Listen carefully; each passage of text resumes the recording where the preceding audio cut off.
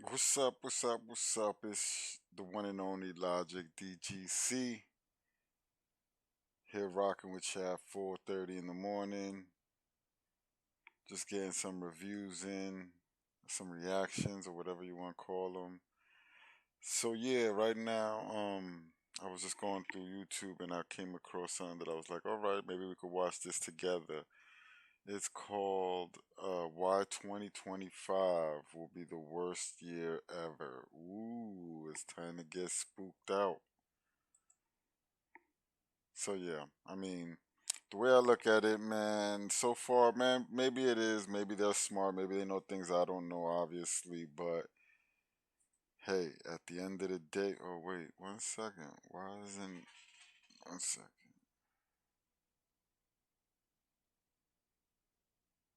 Yeah, but at the end of the day, it just seems like life goes on and life just happens to keep happening and everything is just whatever, you know what I mean? You just gotta go ahead, wake up, and live your life and do what you gotta do for you. Because overall, I mean, it don't look like there's any rhyme or reason or nothing. People just out here being locos and crazies. But yeah, I'm just setting up the camera over here a little bit.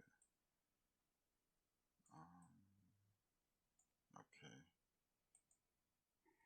Yeah, so we're gonna go ahead and check it out together. Let's see if we're where we agree, where we think is bullshit, and that's pretty much it.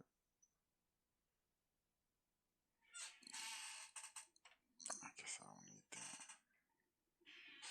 that. All right, so let's get into it.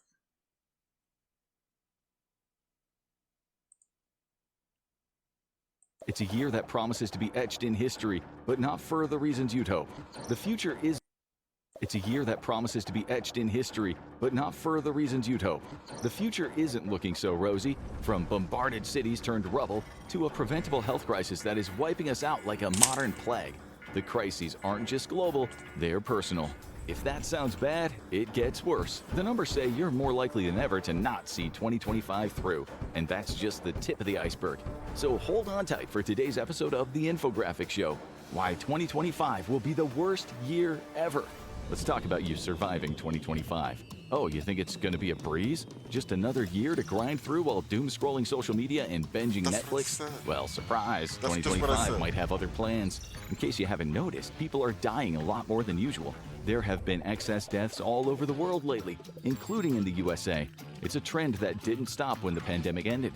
In 2024, you could find lots of data from the EU, Australia, USA, and UK, showing us that excess mortality from 2020 to 2024 was well above the rate from 2015 to 2019.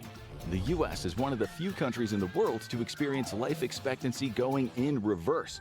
An NIH paper in 2022 said men had a decline of 1.8 years from 76.3 years to 74.5 years. Women experienced a decline of 1.2 years from 81.4 years to 80.2 years.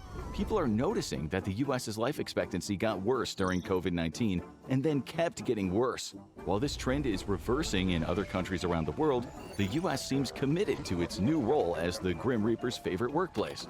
So, what's causing this? Well, there are multiple reasons. In 2024, historian Niall Ferguson controversially compared the US deaths of despair rates to those in Russia during I ain't gonna lie. I have noticed that a lot of people dying a lot younger. I mean, from all walks of life. I have noticed that, and it is kind of scary. Like I've already lost both my parents in their early 60s. So it kind of put me in a time like on the clock. Like, damn, am I next? the Soviet Union collapse. This was a period of profound turmoil where many Russians, particularly men, turned to vodka in staggering numbers. In the US, deaths of despair skyrocketed during and after the pandemic. In 2021 alone, over 209,000 people succumbed to them. about 6% of all deaths, a historic high. 2022 followed suit, and 2023 is looking no better, though the numbers are still provisional. For context, back in 1995, the number was just 65,000. It's a silent but consistent killer. Over the last decade, deaths of despair, including those linked to alcohol, have claimed more American lives than COVID-19. A report by the University of Chicago exposed a disturbing trend. At the pandemic's onset, deaths of despair surged by 10% to 60% compared to pre-pandemic levels, with working-class men aged 15 to 55 hit the hardest. This demographic is disproportionately affected. On average, American men die almost 6 years before U.S. females. In 2023, The Washington Post asked about this mental crisis in men with the headline, "Why aren't we paying attention?" It used to be that such deaths were mainly white working-class males, but there's been a large increase lately in black males dying this way. Native Americans and Alaskan Natives have always had very high rates. In general, the poor of all races, especially men, are dying from despair in terrifying numbers. You'll understand as we go along why they keep dying at these rates into 2025. From 2001 to 2021, the rate of self-harm fatalities in the U.S. rose by an alarming 31%. By 2022, the numbers reached over 39,200 men and nearly 10,200 women. My personal opinion, before he go ahead and tell us why these numbers are what they are or why they think they are what they are, I think people lose hope, man. I don't think people, they see some people living the life and then they see themselves, on that hamster wheel, always chasing, one catastrophe, one car breakdown away from, 2-3 year setbacks, and I think people it's depressing. So let's see. The highest rate since 1941, according to the CDC. Equally alarming is that 1.6 million Americans attempted but survived, with men tragically succeeding far more often than women. While girls and women may be less likely to take that final step, the surge in self-harm among them is deeply alarming. A study revealed that emergency room admissions for self-harm among 10 to 14-year-old girls rose dramatically from 2009 to 2022. These increased rates, which were also seen in England, Scotland, and Australia, paint a chilling picture of a growing mental health crisis among young women. The question of why more men are choosing death over life and why more women are engaging in self-harm is complex. When it comes to men, experts point to what they call I'm sorry, that graphic was funny. It's a fucking serious ass topic, and they got the guy screaming as he's falling. I'm sorry, I shouldn't laugh. a crisis of masculinity, a phenomenon particularly impacting young Western males. This crisis, marked by feelings of purposelessness and isolation, is expected to worsen as we move into 2025. In 2023, The New Yorker described men as floundering at school and in the workplace. This aligns with the growing concerns in the media about males grappling with self-esteem issues and societal expectations. The topic has ignited heated debates on internet forums, where many argue that masculinity has been under siege in recent years, particularly through portrayals in the media, TV, and movies. This isn't just anecdotal. A 2021 study analyzing U.S. sitcoms from 1980 to 2017 found that portrayals of incompetent dads skyrocketed from 18% in the 1980s to 56% in the 2010s. So the crisis of masculinity will still be with us in 2025, as will girls self-harming in record numbers. In 2024, U.S. Surgeon General Vivek Murthy called for social media platforms to carry warnings similar to those on cigarette packs, citing their role in fueling a dramatic spike in anxiety and depression among the youth. For many young females, I can 100% agree with that. I think people take social media, it can really affect, especially people that are now, like he said, isolated and all that, and now you looking at the world like you missing out, and it just leads to a lot of bad things, man. It does need to have like some type of warning. feelings of inadequacy triggered by curated online perfection have led to self-harming behaviors. So it's not just males suffering from self-esteem issues, girls are hurting too. And in 2025, it's likely to be more of the same or even worse thanks to the toxic atmosphere online. Mental health in the young and old and the middle-aged is really bad right now, and it isn't suddenly going to get better.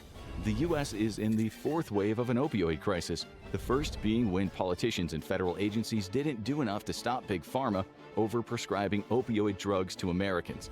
The second wave was when the new addicts went into the streets to buy heroin, and the third was when synthetic opioids, such as fentanyl, came to town. The fourth was when traffickers and dealers started adding fentanyl to counterfeit pills or batches of cocaine or methamphetamine. The bad news is the traffickers have lately become very good at making these deadly synthetics, and worse, they will get even better. The fourth wave will hurt in 2025. The scale of America's overdose crisis has grown over the decades. In the 1970s, I hope people.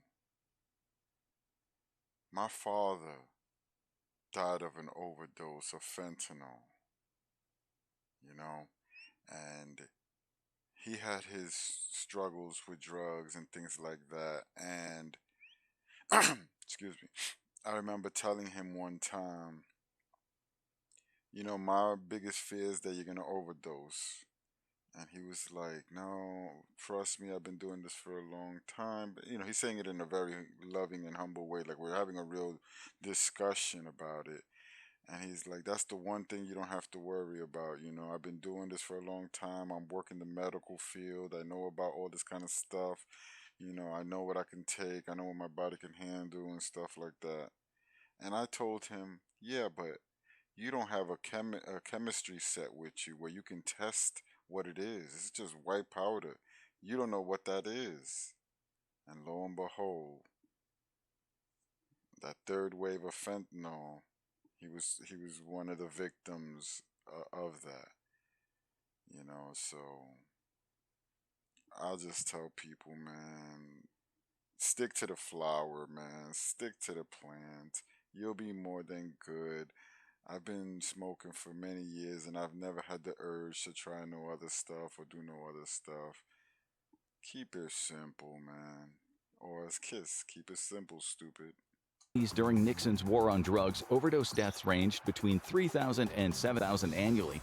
By the 1980s, even with powerful anti-drug campaigns like the iconic "This is your brain on drugs" ads, the toll hovered between 2,500 and 5,000 per year. Now, fast forward to 2023, over 107,500 lives were lost to overdoses, following 111,000 deaths in 2022.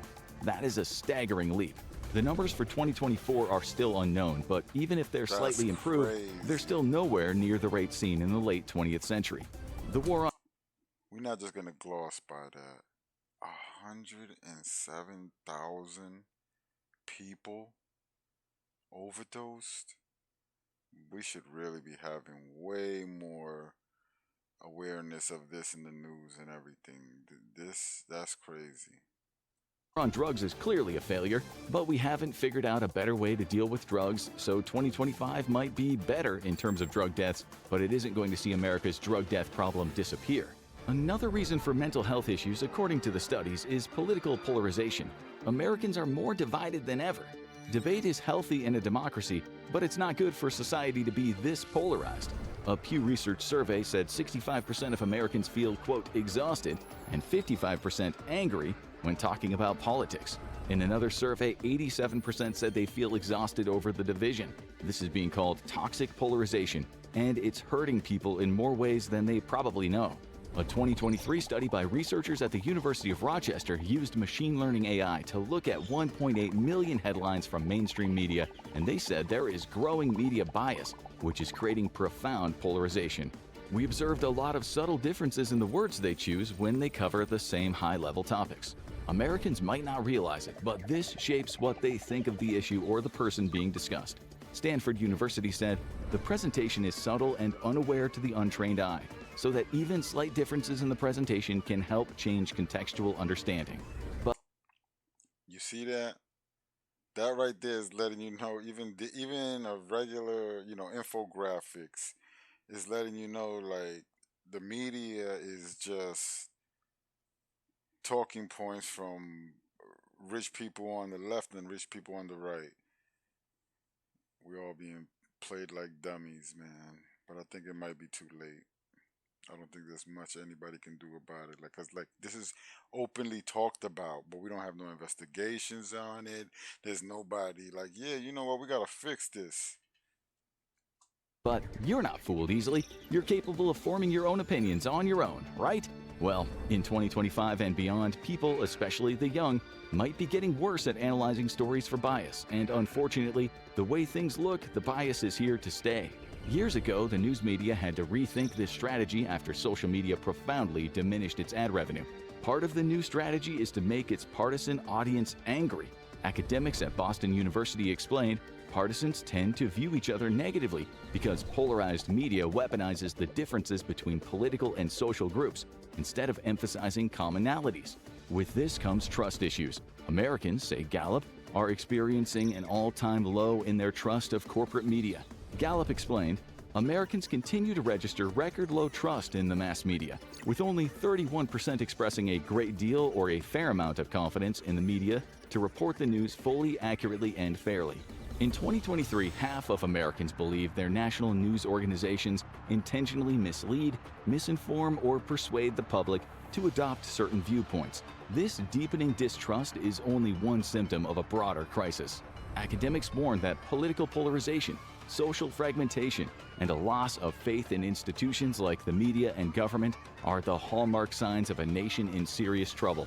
Add to that widening wealth inequality, and the cracks in the foundation become even clearer. And then there's military overreach, something we'll explore later. Of course, people have a right to not trust the media implicitly. The media is biased, and you can find many studies explaining how. That's always been the case in every nation, and to some extent, the public accepts it. But bias is worse than ever. This will have serious consequences.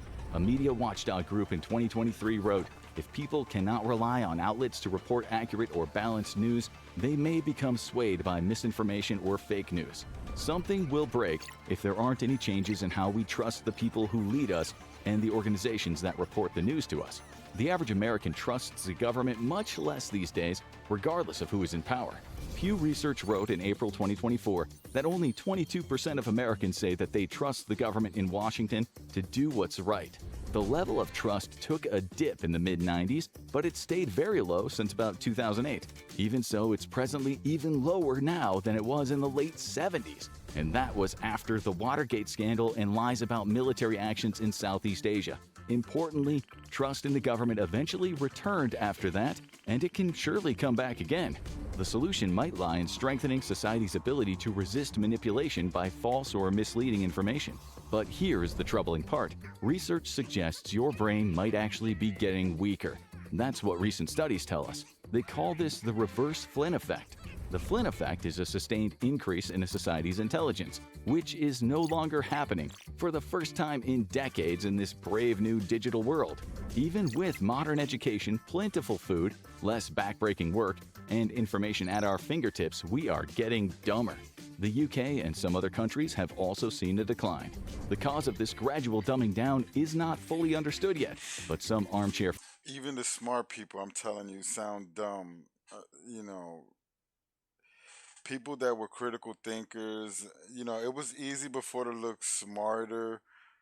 And that's the thing. I think the internet and has changed, just changed everything, because before I used to even say things, and I would consider myself a smart person, and then look it up and be like, damn, I wasn't right on that.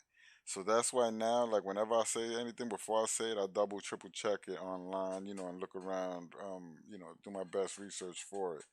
But before, you could just say, look it up to somebody, and they would have to go to like an encyclopedia or something, and people weren't doing that. So it was left open ended, kind of, like you always look like you was kind of smart.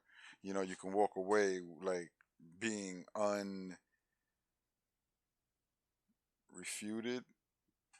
because you just didn't have access to that information. But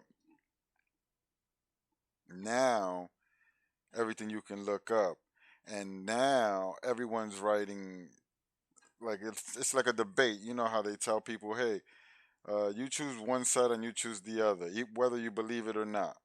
make a debate for it. Like that kind of stuff is out and about now. That strategy or tactic, and like you can battle back and forth with somebody on something that you have the absolute fact on, but they have enough BS around it that they can keep up an argument for a while. You know what I mean? And then people just get to insulting. Once you get them enough, they start like trying to laugh and clown you or insult you. Philosophers have pointed out that spending all day watching TikTok videos of people falling off of chairs, crushing it, or popping pimples probably isn't doing anyone's IQ any favors. Gallup said Americans are reading fewer books than ever. Pew Research said in 2021 that 23% of Americans said they hadn't read one book the year they were asked the question, and that includes audiobooks.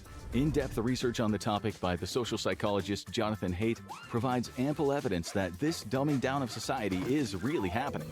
It's actually rewiring our brains, creating more polarization, anxiety, depression, ignorance, and other serious issues regarding the way people live. He recently said in a podcast, we are possibly heading for civilizational collapse.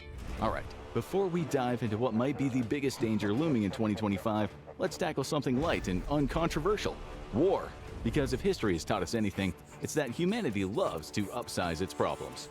Recent years have been marked by death, destruction, and a global playlist of conflicts stuck on repeat.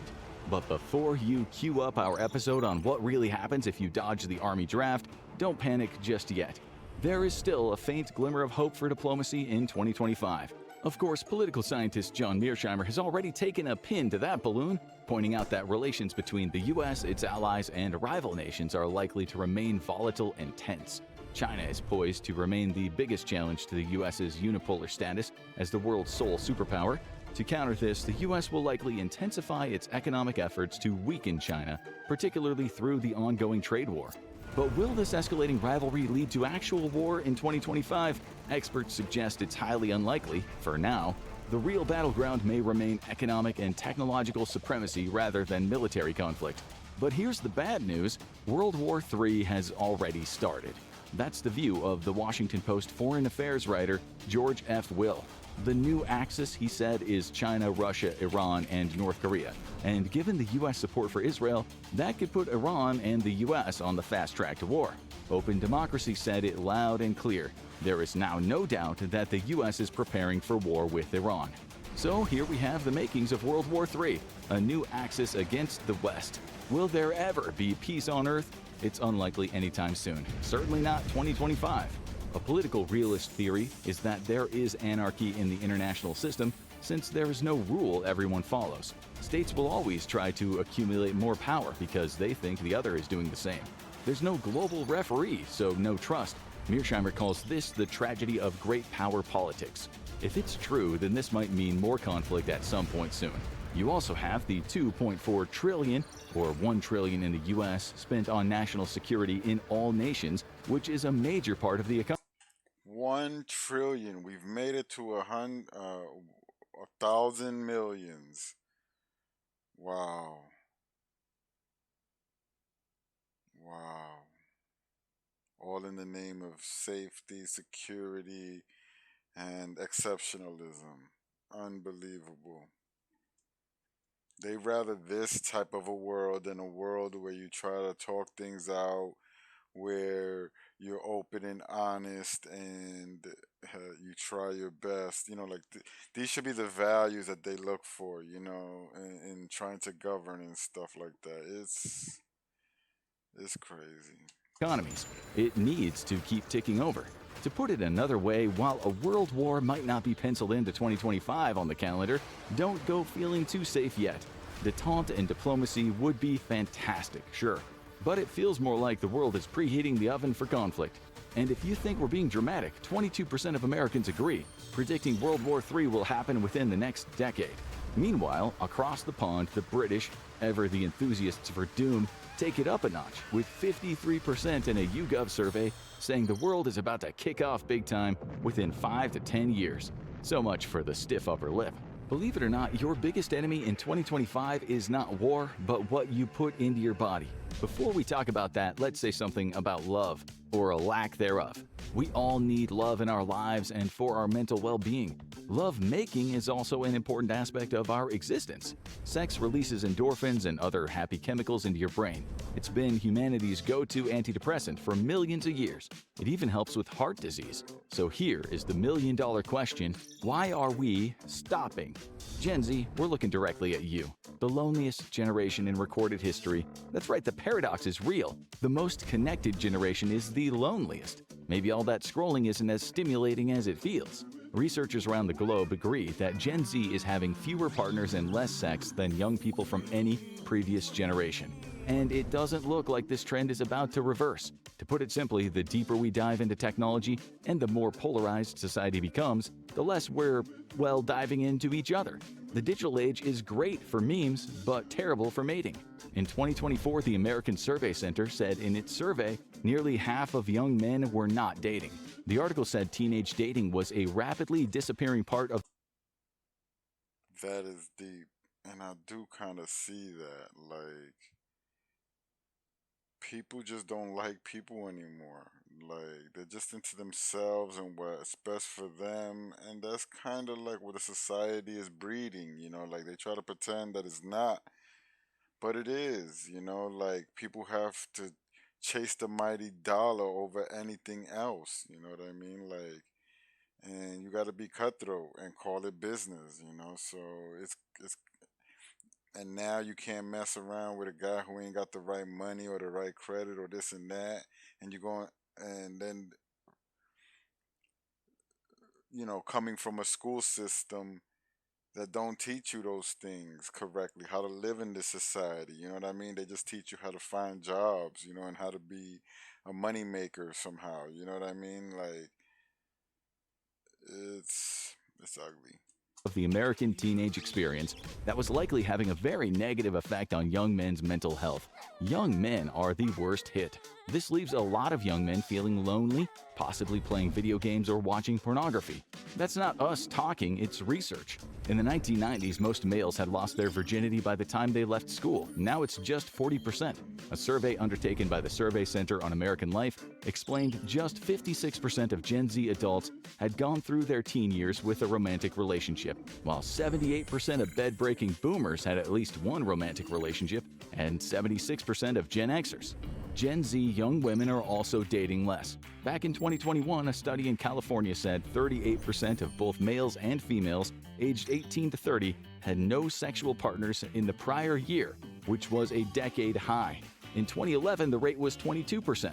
Any way you look at it, young folks are dating less and having less sex, and it's negatively affecting their mental health.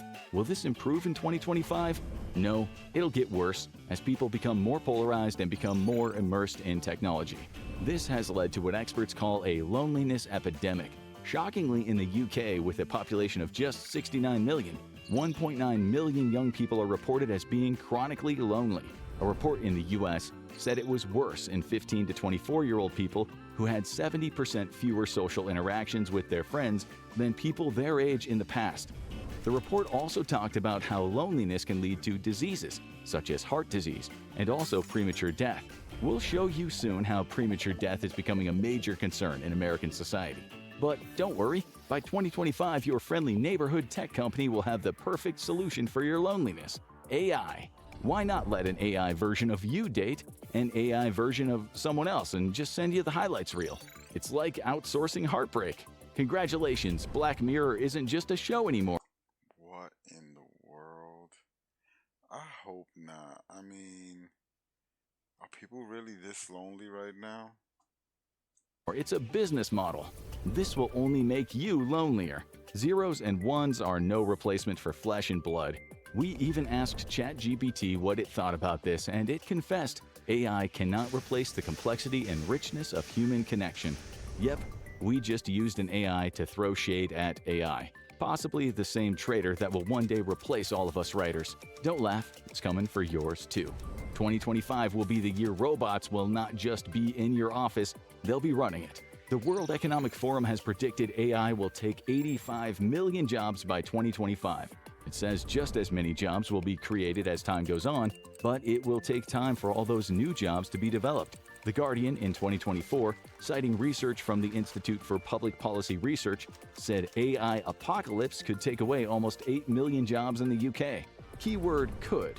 So many workers might not be eliminated, but right now the UK, US, and Australia are seeing disruption in the workplace. Globally, the IMF in 2024 said AI will affect 40% of jobs and likely worsen inequality. It's doubtful companies will unnecessarily invent jobs for people now surplus to requirements. Let's now talk about your biggest threat. So that's probably when, I know, right? This is probably when, what's going on, my brother? Um, UBI is gonna kick in, and people are either, and I mean, just watching this whole thing, we need a picker upper, and I think we need to switch from living to survive to living to thrive and chase your dreams and chase this, like when people got COVID checks, it was the time in America when the most LLCs were formed.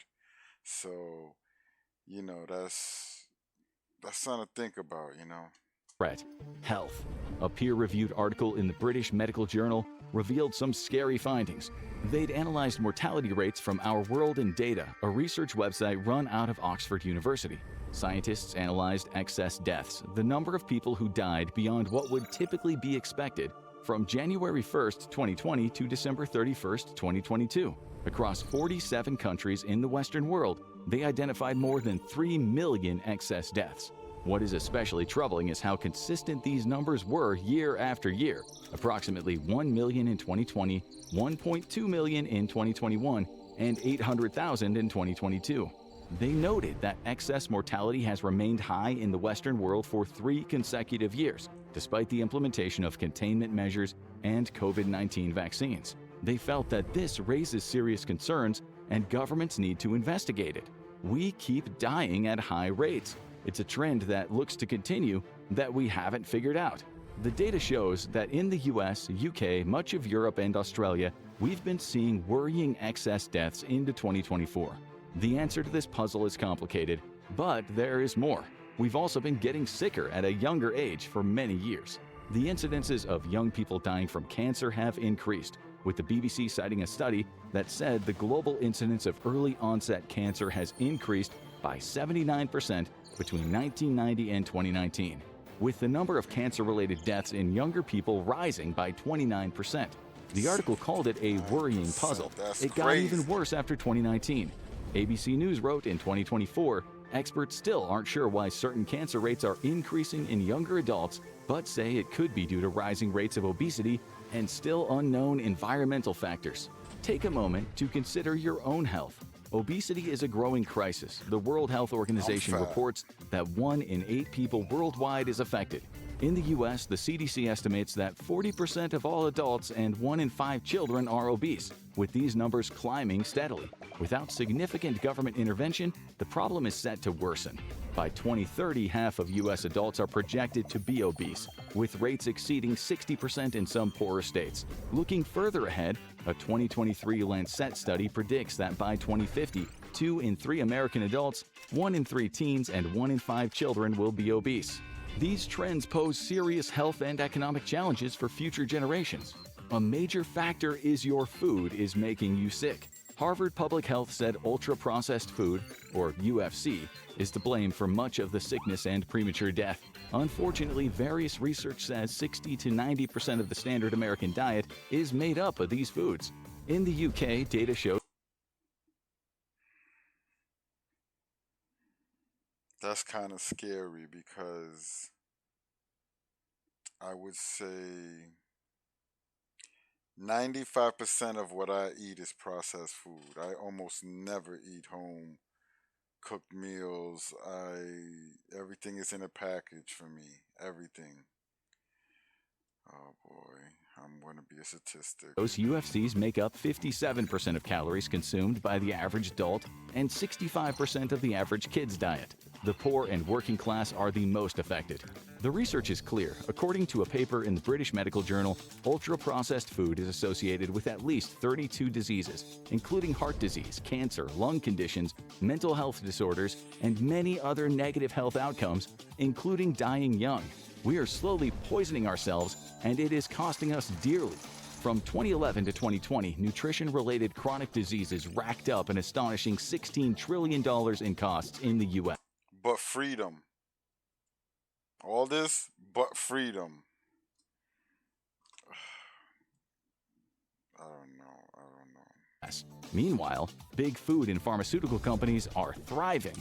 Simply put, eating junk and getting sick has become a highly lucrative business, and it's you that's paying the price. Over half of all Americans take prescription drugs daily, often for problems caused by their diets.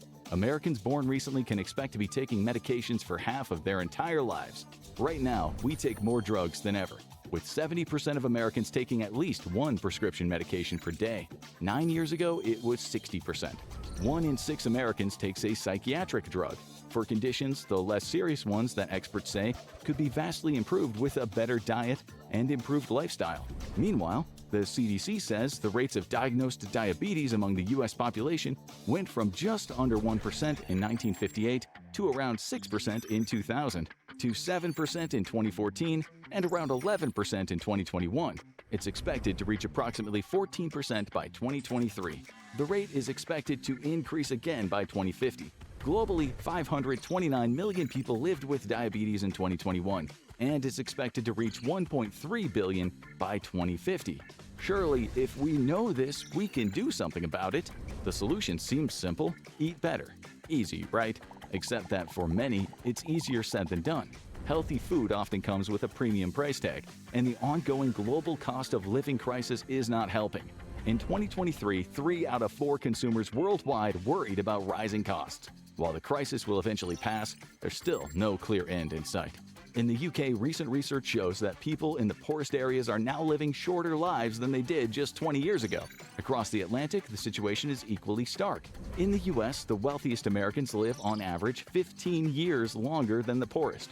Even more concerning, the average American's chances of living a long, healthy life are comparable to those of someone born in Blackpool, a UK seaside town at the bottom of life expectancy rankings, long plagued by illegal drugs, cheap processed food, and alcohol.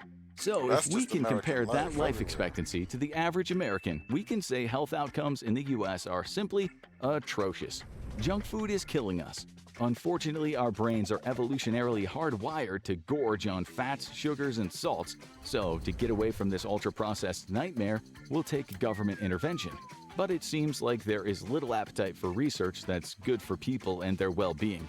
You could argue that it's the most important issue on the planet for the next year. If we can avoid war, another pandemic, or even an environmental disaster, even if there's a change in how food, agriculture, or even pharmaceuticals are regulated, it will still be a few years until Americans get healthier. As things stand, we are getting sicker, sadder, fatter, angrier, more divided, and lonelier. This could change, but unfortunately, it won't happen overnight. Think 2025 will be the worst year ever? Or is the real chaos just getting started? Drop your predictions. Robot overlords, world wars, or something worse. And if you're optimistic, tell us what planet you're escaping to. Now go check out how to actually survive World War III, or click on this video instead. I don't know what to think, man. Like, I know we have to do better, man, but it's just the whole system. The whole system that's developed is to keep running like a system. So you're just a piece, or you're a pawn. You know what I mean? Like, they want you to be fat. They want you to be unhealthy and spend money on food and be greedy, fat pigs, and then be sick over it, and then have to pay out insurances and all that kind of stuff. So, what are the things that are healthy to even eat nowadays? I mean, they have them out there, but it's just mainly non processed, like, going to farmers markets and that kind of stuff. But that stuff is like, hard to live on, and the taste isn't as yummy as all the processed stuff. So, you know, unless you got a unless you got a dope chef, Yeah, that sucks. In Let's see if we, 1966, let's see if we watch. Nah, do we want to watch another thing like that? Nah. Earth has a new moon? Let's check him out real quick. What's up with that? Well, Earth now has another moon. That is today's story. The Earth is getting why I'm highly a new intrigued. moon. For 4.5 billion years, Earth got by on the one moon that we know. But from September 29th to November 25th, we're going to have a second moon. It's for a couple of days.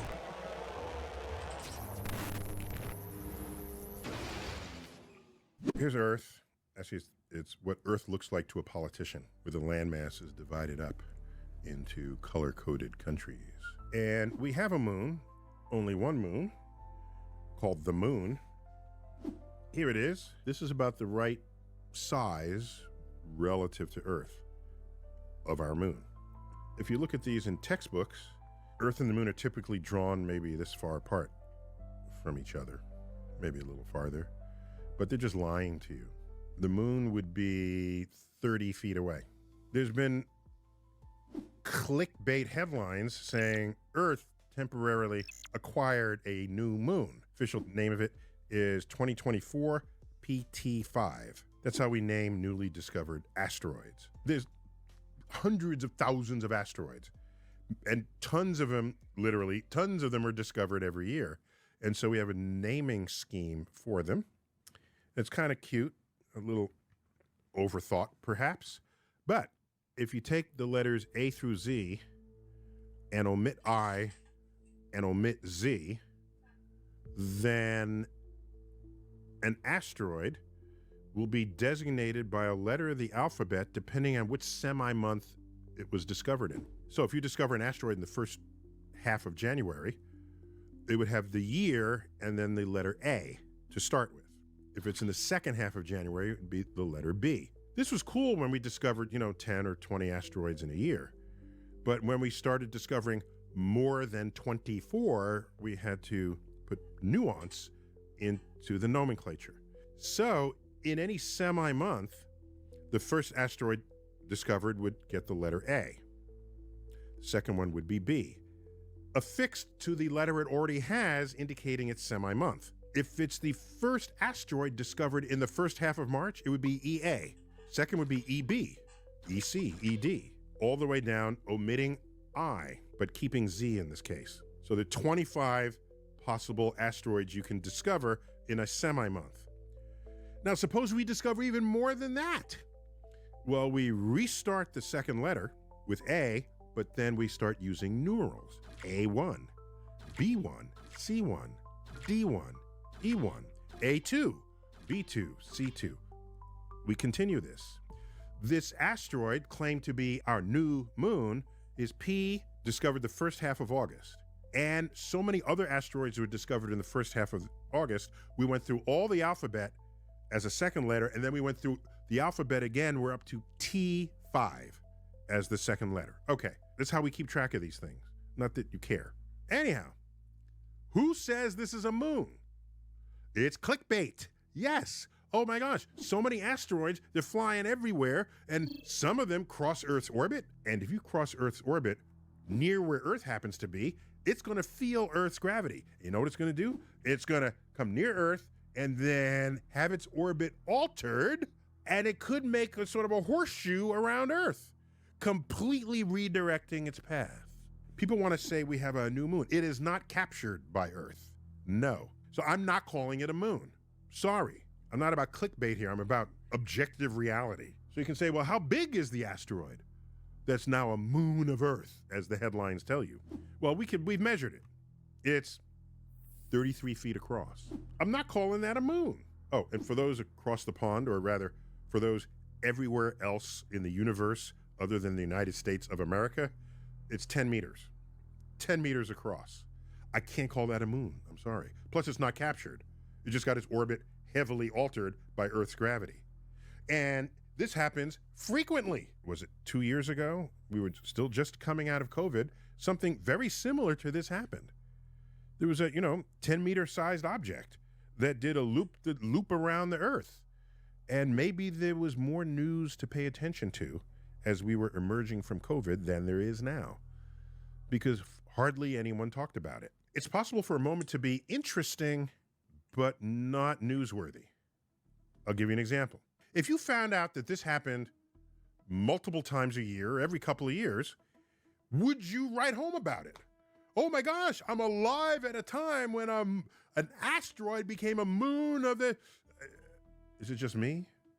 Sorry. So if you care, I don't want to stop you from caring. I know what I'll do. Let me give you information to make it care-worthy. Okay, how about that? There's a chance that this rock, 33 feet across, 10 meters, which, by the way, you can't see with an unaided eye. You can't even see with a backyard telescope. You need professional devices for this. It may be left over from the formation of the moon billions of years ago. That's kind of interesting, if that's true, because you'd expect that debris to still be in our vicinity. And what it would mean is this visit that it has offered would not have been the first time it has done such a thing. The prodigal but son I can't call it a asteroid. moon. And would you call something 33 feet across, a rock in space, a moon? I don't think so. I wouldn't. This brings to question, what is the definition of a moon? To me, a moon is something that hangs out with you in orbit, like our moon. Our moon has been with us ever since it took form, around 4 billion years ago, plus or minus. We're still determining that. This object is going to be in our, I'm going to say airspace, but it's going to be in space. It's going to be in our space for just a couple of months before it goes on its way. So, no. If you have an object that is affected by Earth's gravity but continues on its way, it was never gravitationally bound to Earth. And if you are not gravitationally bound to an object, I cannot call you a moon. That's what's up with that regarding a new moon around Earth. As you may know, we recently posted a video in response to Terrence Howard's appearance on Joe Rogan's podcast where he discussed his interpretation of maths. And key points to take away from that are: 1, we should critically analyze all the information we come across, and 2, be open to our views being challenged. Like this new study on dark matter being debunked, for example. It suggests the universe's expansion is not driven by dark energy, but by weakening forces of nature. Now, when it comes to new theories that challenge our accepted understanding of space, it's important to see how different scientific sources are interpreting these new findings to fully understand it. Luckily, Ground News makes this much easier to do. With the Vantage Plan, you get access to original research, plus every article covering it and even insight on each news publication's political... All right, that's enough of that.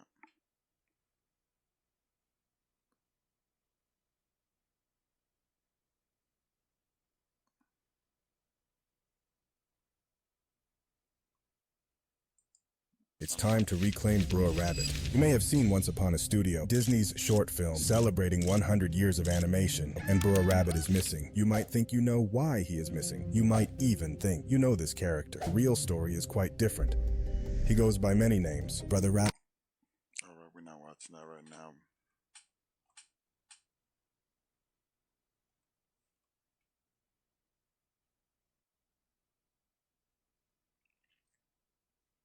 Let's see what we can watch.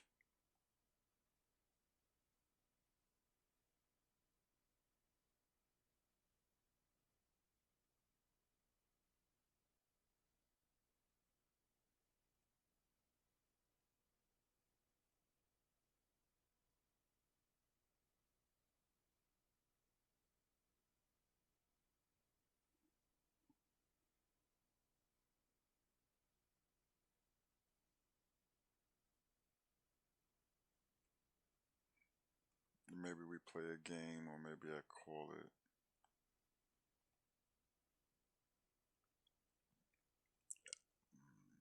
Don't know yet.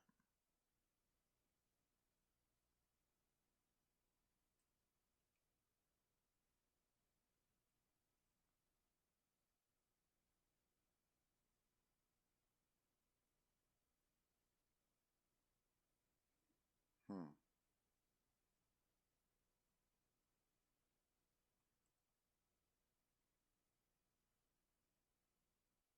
Forgot Mystical got life in prison.